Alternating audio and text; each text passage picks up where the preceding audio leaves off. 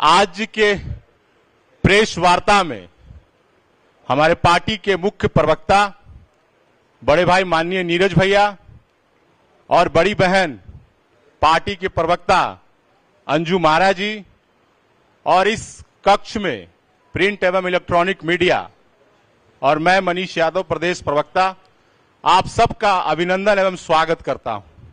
आज जो ये प्रेस वार्ता बुलाई गई है उसका मुख्य उद्देश्य है कि अभी जो कल पटना उच्च न्यायालय के द्वारा बिहार में जो बीपीएससी की परीक्षा 13 दिसंबर को हुई थी उसको लेकर कितना तरह के भ्रम और अफवाह फैलाई गई, तरह तरह के भ्रम अफवाह फैलाई गई। बिहार में जो आदरणीय नीतीश कुमार जी युवाओं को जो नौकरी दे रहे हैं, ये जो नौकरी देने का क्रम है इसे रोकने के लिए बड़ी साजिशें रची गई और ये साजिश कैसे हुई हम उसे स्टेप बाय स्टेप बताएंगे। अब आप सोचिए कि 13 दिसंबर को बीपीएससी का प्रारंभिक परीक्षा होनी थी, उसके पहले कुछ दिन पहले अभ्यर्थियों के बीच ये भ्रम फैलाया गया कि बीपीएससी नॉर्मलाइजेशन लागू कर रही है, जबकि कोई भी परीक्षा होती है तो उसके नोटिफिकेशन में सारी बातें आ जाती है। कहीं भी नॉर्मलाइजेशन का जिक्र नहीं था, लेकिन परीक्षा से कुछ दिन पहले अभ्यर्थियों के बीच में यह भ्रम फैलाया गया और अभ्यर्थियों को सड़क पर उतारा गया।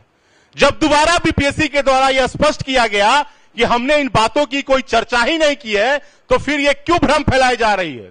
उसके बाद फिर तिथि एग्जाम फॉर्म भरने को लेकर तिथि का भ्रम फैलाया गया, कितने बच्चे छूट गए, जबकि बीपीएससी के द्वारा तिथि भी बढ़ाई गई थी।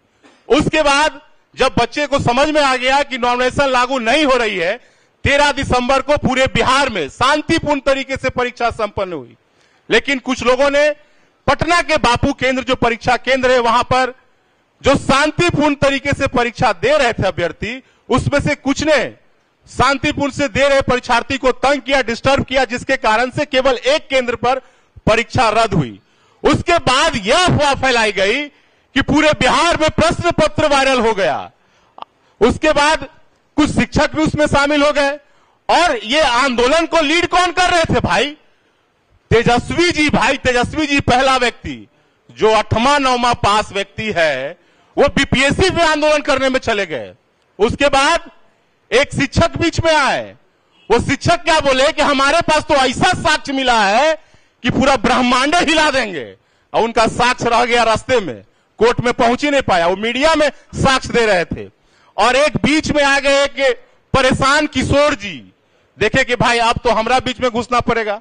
अब इतना क्रांतिकारी निकले कि जो गर्दनी बाग में धरना स्थल शांतिपूर्ण से अभ्यर्थी दे रहे थे उसको लेके चले गए गांधी मैदान। क्या बोले कि सबसे पहला लाठी चलेगा तो हम खाएंगे आपका लाठी।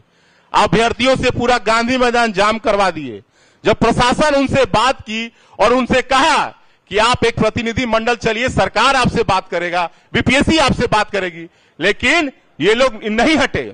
उसके बाद जब पानी का बुलबुल्ला केवल छोड़ा गया, फुहारा, जो बोले थे कि लाठी हम खाएंगे, सबसे पहले 1 2 3 हो गई, सबसे पहले भाग गए। जब सोशल मीडिया में इनकी थूथू होने लगी तो रात के 2 बजे चले गए गर्दनी बाग धरना स्थल पे। और वहां जाके जब इनको आंदोलनकारी खदेड़ने लगा सब धरना वाला हुआ तो कह रहे सुनो तोरा हम ही ना कम्बल दिए थे, हमरे तुम गाली दे रहे हो। तो वहां ही क्या कह रहे हैं कि पहचानते हो, टांग के लेके चले जाएंगे और फेंक देंगे उन्हें दियारा में, वहां धमकी दे रहे हैं। उसके बाद ही क्या नाटक किए, जब दोबारा 4 जनवरी को परीक्षा की तिथि दी गई बापू केंद्र का, तो चले गए गांधी जी के प्रतिमा के नीचे बैठने के लिए। अरे भाई गांधी जी किस चीज के लिए जाने जाते हैं? सत्य के लिए, अहिंसा के लिए, नियम कानून का पालन करने के लिए। इस जानते थे कि वहां हम बैठेंगे तो नियम के विपरीत है, और करोड़ों के वैनिटी वैन लेके वहां चले गए।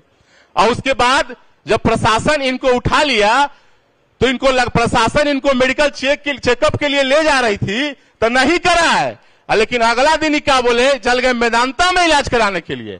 क्या बोले कि हमसे कोर्ट डर गई, सरकार डर गए, झूठों के अफवाह फैला दिए, हम तो बेउर जेल चल गए थे, ये बेउर थाना के बेउर जेल कह दिए।